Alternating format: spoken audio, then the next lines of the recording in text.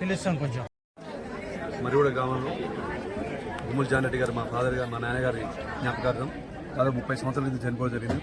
మొన్న ఎలక్షన్లో ఒక మారే అనే వ్యక్తికి కంటి ఆపరేషన్ కావాలన్నప్పుడు దాన్ని క్యాంపులాగా ఆయన ఒక్కరికే కాకుండా మరిగూడలో ఉన్నటువంటి వాళ్ళందరికీ ఆపరేషన్ కానీ అలాగే కంటి అద్దాలు కానీ ఇవన్నీ శంకర్ హాస్పిటల్ హైదరాబాద్ సహకారంతో అలాగే మేమందరం కలిసి బొద్దు శంకర్ గారు అలాగే గ్రామ పెద్దలందరూ గ్రామ యువకులందరూ కలిసి ఒక నిర్ణయం తీసుకొని మంచి ప్రోగ్రాం తీసుకున్నాం. ఈరోజు ఉన్నటువంటి ఈ కంటి ఉచిత కంటి వైద్య శిబిరంలో పాల్గొన్న ప్రతి ఒక్కరు కూడా వాళ్ళకి అవసరం అనుకుంటే వాళ్ళందరికీ కంటి అద్దాలు కూడా ఫ్రీ ఇవ్వడం జరుగుతుంది. అలాగే ఆపరేషన్ చేయించే మాత్రం శంకర్ ఆసుపత్రి హైదరాబాద్ వారు వాళ్ళే స్వచ్ఛందంగా తీసుకుపోయి ఆపరేషన్ చేయించుకొని తీసుకొచ్చి మళ్ళీ ఇక్కడ వదిలిపెట్టడం జరుగుతుంది. వాళ్ళు ఫ్రీగా చేస్తున్న వారికి కూడా మరో గ్రామ ప్రజల తరఫున కృతజ్ఞతలు తెలియజేస్తున్నాం.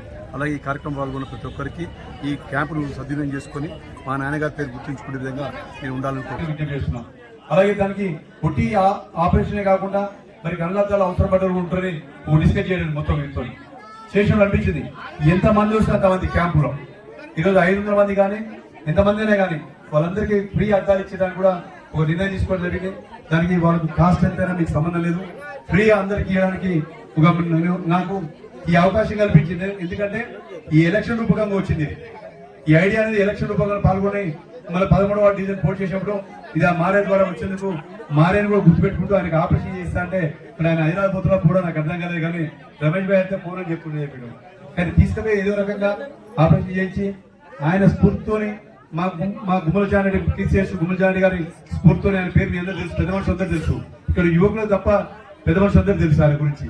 ఆయన పేరు చెప్తే ఎట్లుండదో ఆయన పేరు మీద ఈరోజు రాజకీయాలున్నా ఆయనతో పాటు మా మాధవ చంద్రారెడ్డి మా తాతగారు మామ వాళ్ళ నాన్న జానరెడ్డి గారు ఆయన కూడా అప్పుడు సర్పంచ్ 22 ఏళ్ళు సర్పంచ్ చేసింది ఊరికి.